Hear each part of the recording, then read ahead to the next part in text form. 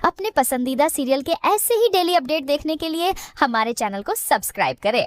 आज के एपिसोड की शुरुआत में अरमान अभिरा और मायरा को गाड़ी में देखकर हैरान होता है। मायरा चिल्लाकर बचाने के लिए कहती है। अरमान जल्दी से आकर गाड़ी को पकड़ता है। अभिरा अरमान से मायरा को पहले बचाने के लिए कहती है। मायरा कहती है कि पहले मम्मा को बचाओ। गाड़ी आगे जाने लगती है। अरमान दरवाजा खोलता है और मायरा को बाहर आने के लिए कहता है। मायरा कहती है कि हम दोनों को बचाओ। अभिरा मायरा से कहती है कि वो अरमान का हाथ पकड़कर बाहर निकल जाए, लेकिन मायरा साफ मना कर देती है। अभिरा उसे बार बार समझाती है और उसे वादा देती है कि वो उसके पीछे जरूर आएगी। आखिरकार मायरा अरमान का हाथ पकड़ती है और बाहर आ जाती है। अरमान उसे संभालता है। अभिरा मन ही मन सोचती है कि काश उसे अरमान और मायरा के साथ थोड़ा और वक्त मिल पाता। वो भावुक होकर मन में दोनों से अपने प्यार का इजहार करती है। तभी कार फिसलकर नीचे की तरफ सरकने लगती है। अभिरा डर जाती है। मायरा चिल्लाती है। अभिरा देखती है कि अचानक गाड़ी रुक गई है। तभी वह देखती है कि पीछे अरमान बैठ गया है। अभिरा उससे कहती है कि वो बाहर निकल जाए, क्योंकि मायरा को कम से कम एक पेरेंट की जरूरत है। लेकिन अरमान साफ कहता है कि मायरा को हम दोनों की जरूरत है। अभिरा कहती है कि मेरा बचना संभव नहीं है। अरमान कहता है कि मैं तुम्हें छोड़कर नहीं जाऊंगा। मायरा भगवान से प्रार्थना करती है कि उसके पापा मम्मी दोनों सलामत रहें। दूसरी तरफ कियारा अभिर से मिलने का फैसला करती है। तभी मनीषा पूछती है कि तुम अभिर से मिलने क्यों जा रही हो। कियारा बताती है कि अब वो अभिर के साथ काम कर रही है। उसने अपनी पुरानी नौकरी छोड़ दी है और अब वह अभिर की मैनेजर है।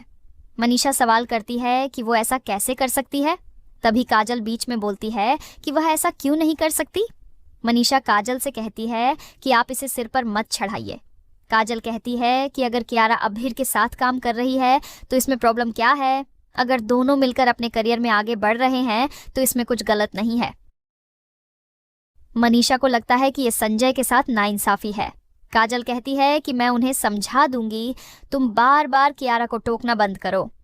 काजल चली जाती है। कियारा कहती है कि आप चिंता मत करो, कुछ गलत नहीं होगा।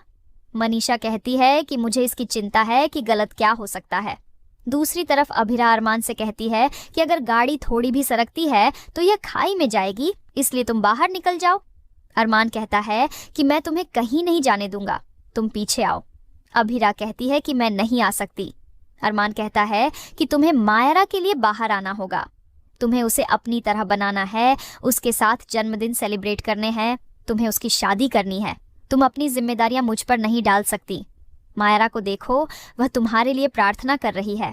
अभिरा मायरा को देखती है और हिम्मत करके पीछे आने की कोशिश करती है।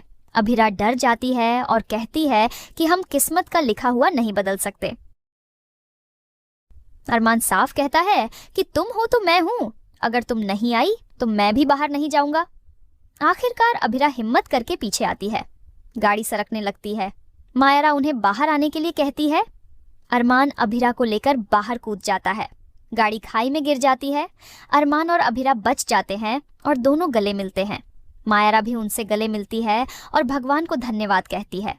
फिर एक अजीब सी चुप्पी छा जाती है। मायरा मुस्कुराते हुए कहती है कि मुझे पहले से पता था कि पापा मम्मी को कुछ नहीं होने देंगे। दूसरी तरफ काजल तान्या को खाने के लिए कहती है, लेकिन तान्या मना कर देती है। मनीषा उसे याद दिलाती है कि वह खाना नहीं खाएगी तो उसका बीपी बढ़ जाएगा, लेकिन तान्या कहती है कि अगर वो ज्यादा खाएगी तो फिट नहीं रहेगी। काजल पूछती है कि ये किसने कहा। तान्या तुरंत क्रिश का नाम लेती है। काजल हैरान होती है। तभी क्रिश आता है और तान्या से कहता है कि वो अपनी हार मान ले और आगे बढ़े। तान्या कहती है कि मैं हार नहीं मानूंगी। यह कहकर वह चली जाती है। काजल क्रिश को डांटती है तो क्रिश कहता है कि तान्या हमेशा ऐसी ही रही है, तो अब वह क्या साबित करना चाहती है। मनीषा कहती है कि वो ये सब तुम्हारे लिए कर रही है। वो अपने पति की आंखों में अपने लिए प्यार और इज्जत देखना चाहती है। काजल कहती है कि तुम्हारी शादी और तुम्हारी पत्नी को तुम्हें ही संभालना होगा। क्रिश चला जाता है। दूसरी तरफ अभिर यह जानकर खुश है कि काजल और मनीषा को उसके साथ कियारा के काम करने से कोई आपत्ति नहीं है। इसी बीच कियारा गिटार उतारते हुए गिरने लगती है और वह अभिर की बाहों में गिर जाती है। कियारा अभिर में खो जाती है, लेकिन वह तुरंत खुद को संभालती है। अभिर कहता है कि क्या तुम्हें चोट लगी है। कियारा मना करती है और गिटार चेक करने लगती है। अभिर को कॉल आता है और कियारा उसे देखने लग जाती है। तभी वह खुद को समझाती है कि उसे अभीर के साथ सिर्फ प्रोफेशनल रिश्ता ही रखना चाहिए। दूसरी तरफ अभीरा मायरा को संभालती है। अरमान उन दोनों को हॉस्पिटल जाकर चेक करने की सलाह देता है। तभी अभीरा गुस्से में कहती है कि मैं सबसे पहले पुलिस स्टेशन जाऊंगी, क्योंकि गीतांजलि ने हमारी जान लेने की कोशिश की है। अरमान हैरान होता है। अभीरा उसे पूरी बात बताती है कि गीतांजलि चलती गाड़ी से कूद गई थी। अभीरा कहती है कि आज गीतांजलि ने मेरी बेटी को नुकसान पहुंचाने की कोशिश की है, इसलिए गीतांजलि को इसकी सजा मिलनी चाहिए और आज तुम मुझे मत रोकना। तभी अरमान गुस्से में कहता है कि आज तुम मुझे मत रोकना। गीतांजलि ने आज हद पार कर दी है, आज उसे मेरे गुस्से का सामना करना ही पड़ेगा। दूसरी तरफ तान्या को अचानक चॉकलेट खाने की तलब लगती है, लेकिन वह खुद को रोकती है। तभी कियारा आती है और उसे काढ़ा देती है। वह बताती है कि इससे मेरे नशे की क्रेविंग कम हुई है, इसलिए तुम भी इसे ट्राई करो। तान्या उसकी बात मानकर काढ़ा पी लेती है। कियारा समझाती है कि हम दोनों अपनी लाइफस्टाइल बदलने की कोशिश कर रहे हैं, इसलिए इसमें समय लगेगा। दोनों एक दूसरे को मदद करने का भरोसा दिलाती है और खुश होती है। इसी बीच तान्या पूछती है कि क्या ये काढ़ा अभीर लेकर आया था। कियारा हमें सिर हिलाती है। तान्या पूछती है कि क्या तुम भी अभीर को पसंद करती हो। कियारा मुस्कुराकर बात टाल देती है और चली जाती है। दूसरी तरफ कावेरी को गीतांजलि का सच पता चलता है और वह हैरान होती है। वह कहती है कि अगर गीतांजलि तुम दोनों से पहले यहाँ आई तो हम पुलिस के आने तक उसे कमरे में बंद कर देंगे। वह अरमान और अभीरा को जल्दी से वापस आने के लिए कहती है। तभी कावेरी को कोई बुलाता है। कावेरी हैरान हो जाती है। इधर अरमान और अभीरा रिसोर्ट पहुंचते हैं और बाहर एम्बुलेंस खड़ी देखकर तीनों चौंक जाते हैं। अभीरा मायरा को कमरे में भेज देती है और कहती है कि पीछे के दरवाजे से जाना। अरमान और अभीरा अंदर आते हैं और कावेरी से पूछती है कि क्या सब ठीक है। तभी उनकी नजर फर्श पर जाती है, जहां पर एक लाश पड़ी होती है। अरमान पूछता है कि ये कौन है। तभी हवा से कपड़ा हटता है और उन्हें गीतांजलि का मुंह दिखाई देता है। गीतांजलि को देखकर अरमान और अभीरा स्तब्ध रह जाते हैं। नर्स बताती है कि गीतांजलि रोड के पास मिली थी और हॉस्पिटल ले जाने के दौरान उसकी मौत हो गई। अरमान गीतांजलि की लाश के पास आता है और कहता है कि यह सब कैसे हो गया। फ्लैशबैक में पता चलता है कि गाड़ी से कूदने के बाद गीतांजलि का सिर एक बड़े पत्थर से टकराया था।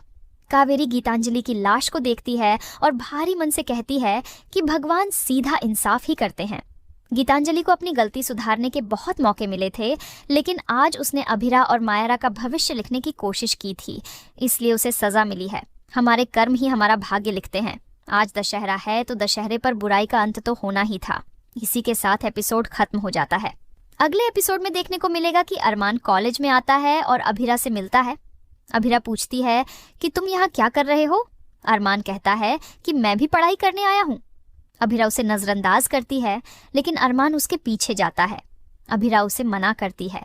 अरमान कहता है कि एक बार मेरे प्यार को मौका दो, मैं तुम्हारी सारी शिकायतें दूर कर दूंगा।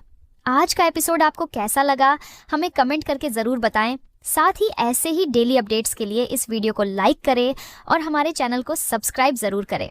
नहीं है तो मैं भिजवा देता हूँ। मैंने पढ़ी हुई है 7 पॉइंटेड स्टार। तो आपको वो पन्ना भी याद होगा जिसमें जिस्मानी संबंध और झूठ के बारे में भी लिखा है। आपका पोता और पोती को भी इस गुनाह की सजा मिलेगी। उन्होंने एक पवित्र नियम को तोड़ा है। इस शहर में आधे से ज्यादा मर्द, औरतें और बच्चे ये नियम तोड़ते हैं। तुम हत्यारों, चोरों और बलात्कारियों के बीच हो और फिर भी तुमने लॉरेंस को किसी की दलाली के लिए और मार्जरी को अपने